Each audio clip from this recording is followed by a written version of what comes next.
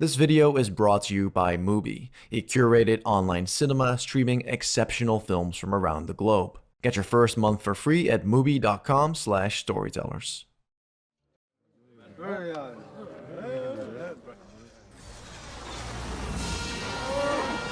they fly now! They fly now? They fly now!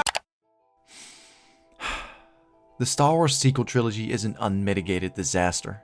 The Rise of Skywalker was the final nail in the coffin of a story which managed to be completely uninspired and radically deconstructive to the point of completely polarizing the fanbase. If anything, the finale at least managed to bring about the consensus that something had indeed gone terribly wrong with Disney's handling of the franchise. Even the cast members seem to have mentally jumped ship a long time ago. What was your reaction to the end of the movie? But don't use words, okay? I'm gonna count you in, do it all at the same time. Ready? How does it end? 3, 2, 1.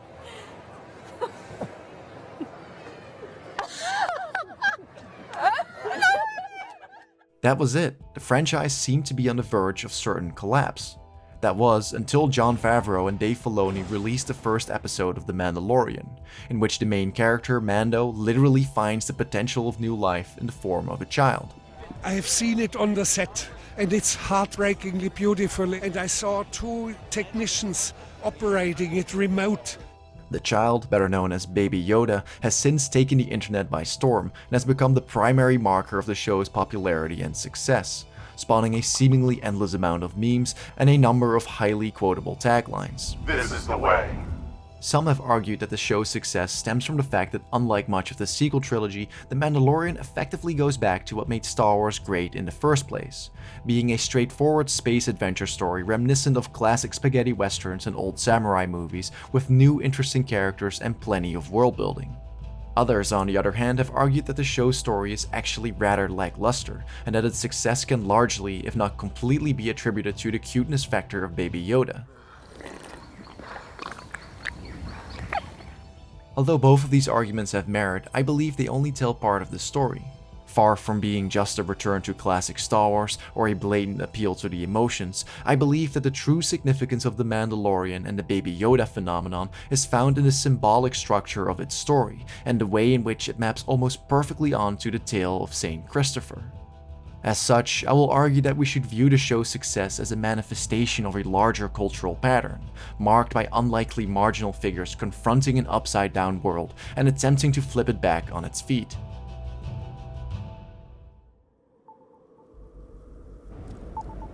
The legend of Saint Christopher is the story of an animalistic, arbitrary man who ends up serving the highest being by carrying Christ the child across a chaotic river. Saint Christopher, who initially goes by the name of Reprobus, is often described as a fearsome giant, and even as a monster-like dog-headed man living on the edge of the world.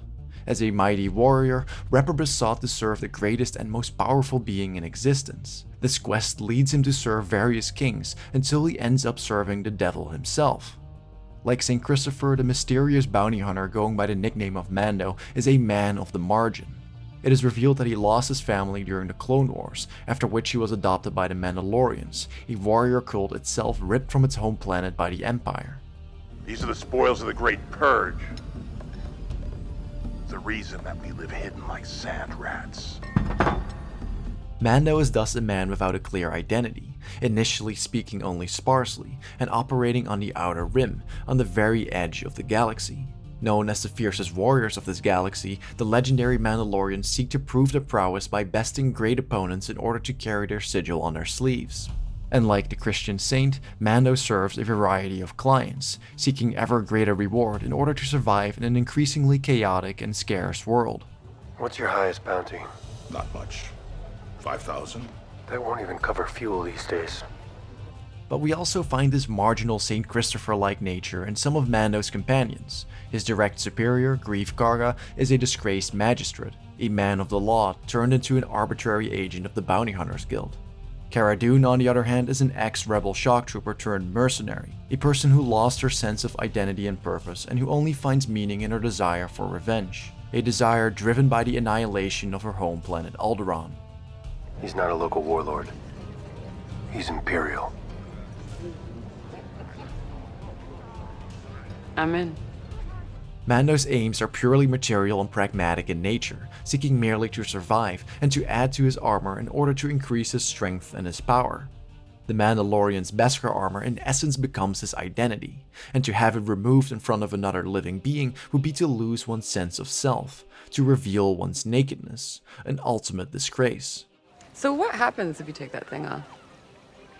They come after you and kill you? No. You just can't ever put it back on again. This hiding of his humanity under his armor becomes the image of Mando's robotic, inhuman nature, the equivalent of St. Christopher's monster-like appearance. And like his Christian counterpart, he opportunistically executes assignments without much regard for the moral implications, at times even relishing in the pain and violence he inflicts upon the galaxy. Ask him about the job on Alzok 3. I did what I had to. Oh, but you liked it.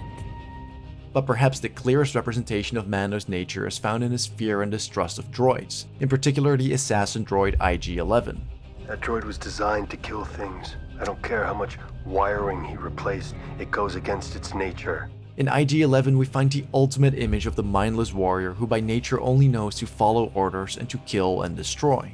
Mando's fear and hatred of droids therefore not only reflects his trauma in the death of his parents, but also, and more importantly, acts as the mirror image to his own being. Mando's distrust of IG-11 ultimately reflects his repressed disgust of himself and what he has become. I don't belong here. And this twisted nature ironically ultimately leads him to serve the Empire, the very power responsible for the genocide of his people. Why did Mandalore resist our expansion? The Empire improves every system it touches. Back in the St. Christopher story, Reprobus eventually finds out about Satan's fear of Christ and decides to devote himself to the service of the Lord. But in his journey to find Christ, Reprobus almost dies and is narrowly saved by a hermit, who takes him into his home and instructs him in the Christian faith. And just like in the journey of St. Christopher, it's in Mando's search for the Empire's elusive and highly dangerous asset that he crosses paths with a hermit, who saves him from death. Thank you. This hermit Ugnaught named Queel invites Mando into his home and vouches to help him in his search for this mysterious asset. And so he teaches him not to utilize his brute physical power, but his voice to tame and ride a wild blurg, marking a move away from unthinking animalistic power into focused purposeful action, a literal taming of his animality. And in a similar manner, Queel also instructs Mando in dealing with the Jawas who disassembled his ship, not by mindlessly using violence against him to no avail, but by utilizing his strength to aid him in obtaining a rare egg. This guidance towards inner transformation is played out again later on in Queel's salvaging and retraining of IG-11 into a nursing droid, programmed not to destroy, but to protect. For Mando, the miraculous transformation of IG-11 thus becomes the image of the potential rebirth into new life. But at the center of this change, of course, is the magical child Baby Yoda.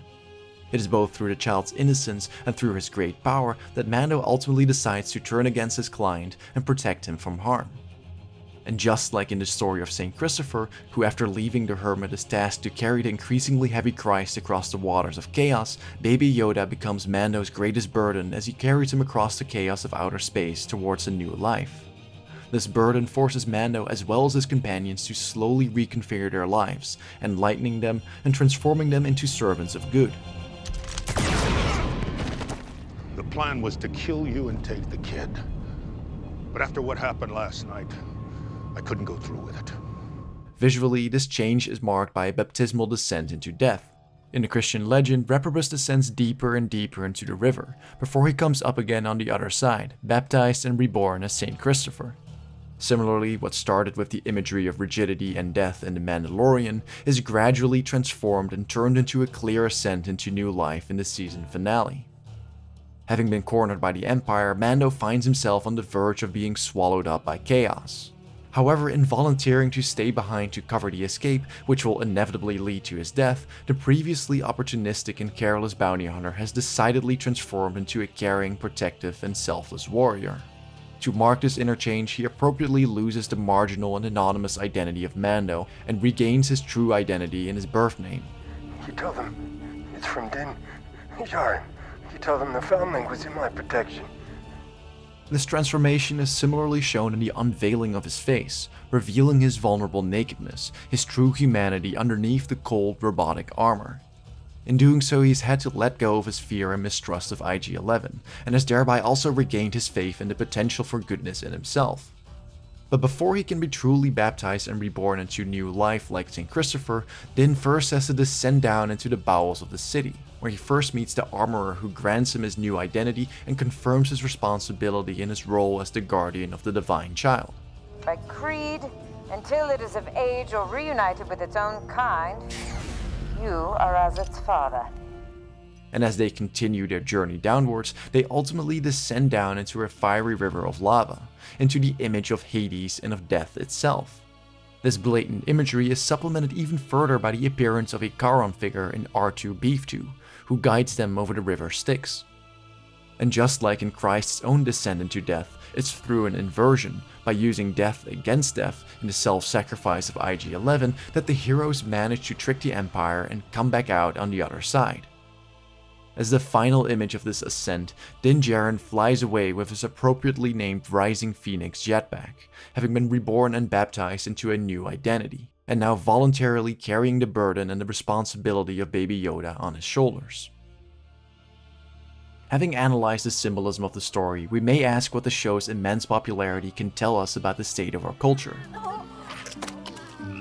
The legend of St. Christopher is a story of marginal, chaotic, often subversive figures transforming into heroes and acting as vehicles of meaning. As such, the fact that the show resonated with audiences seems in line with a larger cultural pattern of tricksters, fools, and other unlikely marginal figures confronting an upside-down world, and in some cases attempting to flip it back on its feet. We've seen it recently in the massive popularity of the movie Joker and in Quentin Tarantino's Once Upon a Time in Hollywood. But we also witnessed it in Kanye West's gospel album Jesus is King and in Ricky Gervais's confrontational Golden Globe speech. So in the end, he obviously didn't kill himself, just like Jeffrey Epstein. Shut up! I know he's your friend, but I don't care. The Baby Yoda phenomenon, however, is perhaps the most potent marker of this cultural shift to date. Yes, of course we like Baby Yoda because he is cute, and of course the Mandalorian is well liked because it's a return to old school Star Wars, but we can't let that blind us to the fact that it's also pointing at something much more significant.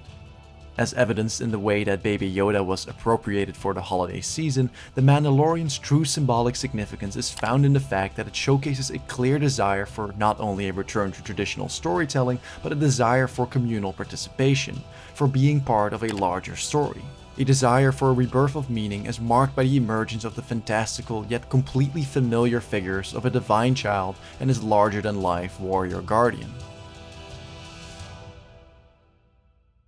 It's all a new mythology. Our time is some sort of heroic, and it has created new mythologies, and you better take them seriously. Yes, they're out there, and don't ignore them.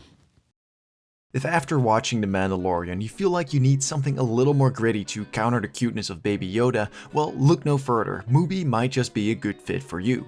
Mubi is a unique streaming service that at any given time has just 30 films available.